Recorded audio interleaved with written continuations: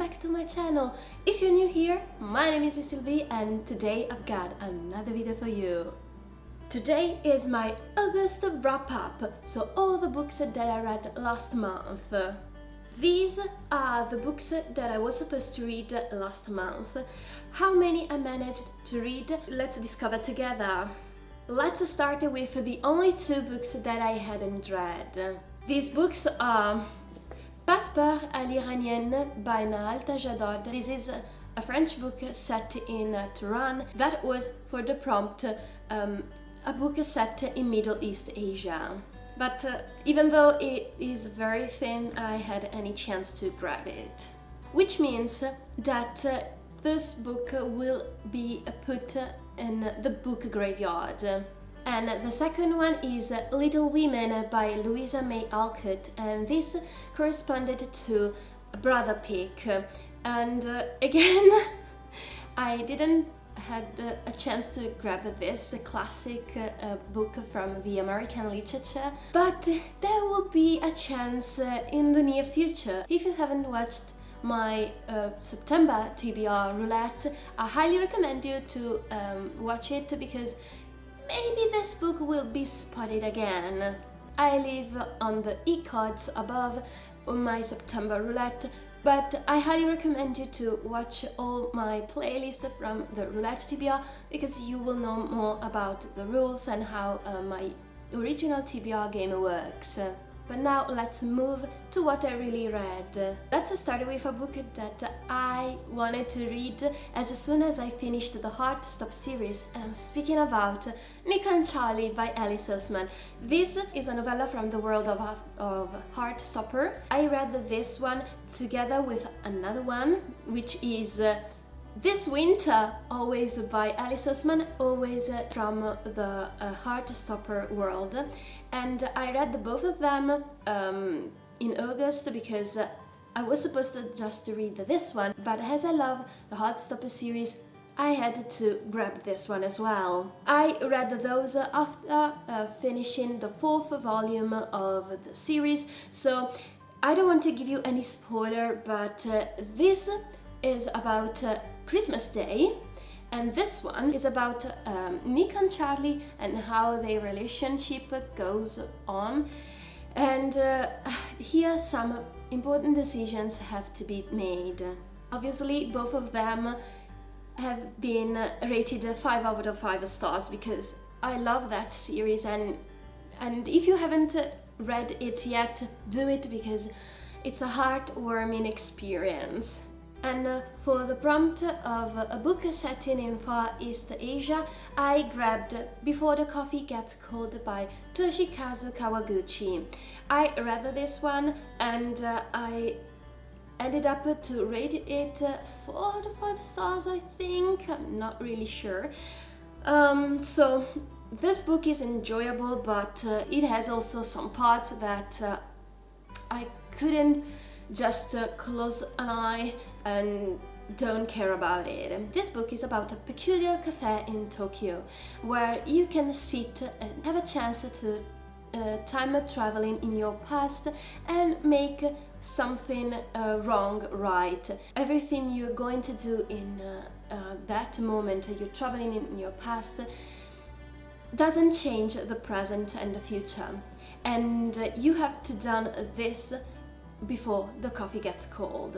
About this one, well, this is divided into short stories, but with a fil rouge among them, that is going in your past and tell somebody something you haven't actually said in your past, or make peace with somebody, etc. It was also kind of repetitive because in each story you always to read about the rules on how the time travel works, and it's very annoying because I understand perfectly how it will work, and I didn't need a constant repeat on these rules. They were 4 stories, similar but also different because of the relationship. It was also in some parts really predictable. Another thing that I didn't enjoy was that the author always had to describe what a woman or a girl was wearing and make some judgments. I think it was out of the plot. I mean, I don't care what a woman is wearing and what it seems, if she's successful in his job or if she's a beloved wife or something like that. I just want to know why they are asking to time travel in their past and how it ended each story. So this wasn't necessary, and I didn't enjoy it, especially because there are also male characters, but they are very poor described, and I mean, why? Especially one of them is the owner of this peculiar cafe. Even though I found these things a little bit annoying, I think that it will also give you a kind of a life lesson, I think, because what I've learned is that it's important to not be scared about your feelings, about what you want to tell to somebody. If you want to read something a little bit different and whimsical, this may be the next choice for your reading. And now moving to the standard size book prompt, the answer goes to Shadow and Bone by Leigh Bardugo, but I end up to read the whole series. So I'm not really mad about not having grabbed the other two books that I've already mentioned, because, I mean, this is an entire series, so it counts, right? So normally I try to read at least the first book, and then on the following months I'll try to fit the second and then the third, etc.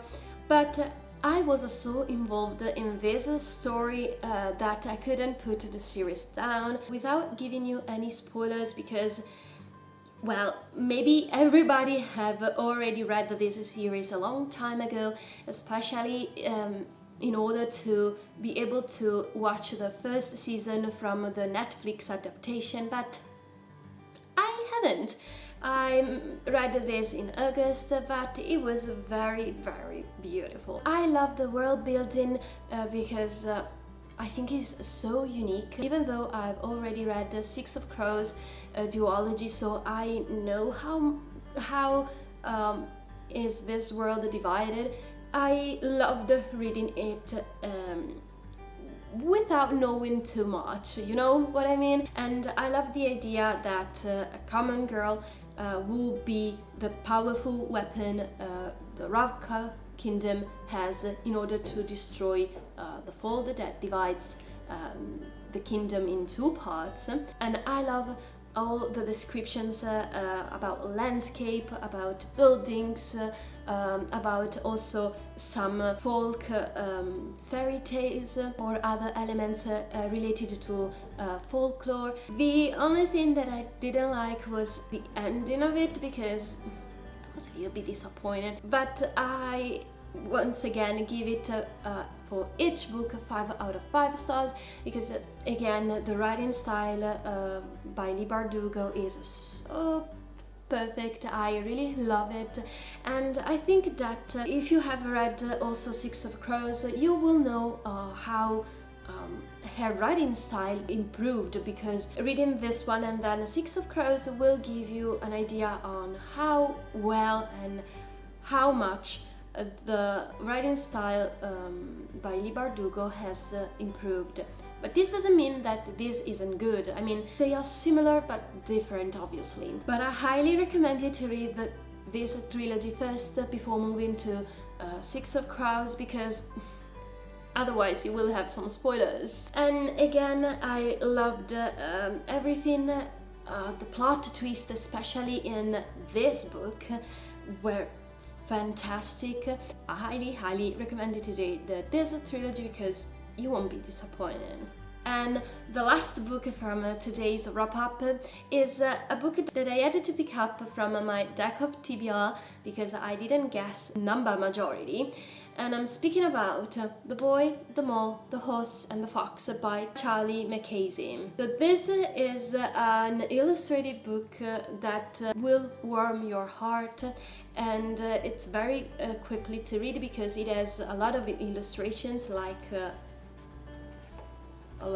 this one, for example. This book is about life meaning, what love does mean, and it's also a tale of friendship between these four characters. I also loved the drawing style because, I mean, it's simple but very effective, and I think that my favorite character here is the mole because, well, she loves cakes, so what a perfect character, right?